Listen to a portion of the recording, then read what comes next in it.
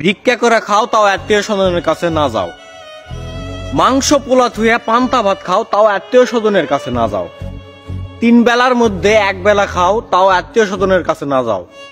খিদার জ্বালায় ছটপটা তুমি মরে যাও তাও আত্মীয় স্বজনের কাছে না যাও। এই কথাটা তুমি তখনই বুঝা পারবি যখন তোমার বয়স 17-18 পার হবে, তখনই তুমি এই কথাটার মানে বুঝা পারবি।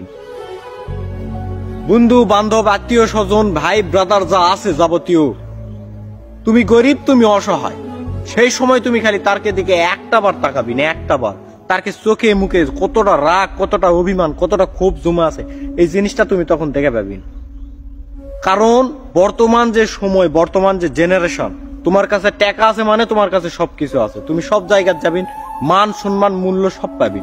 তোমার কাছে টাকা নাই মানে তুমি একদম নিঃস্ব, তুমি কোনো জায়গায় যায় তুমি মান সম্মান কিচ্ছু পাবি না।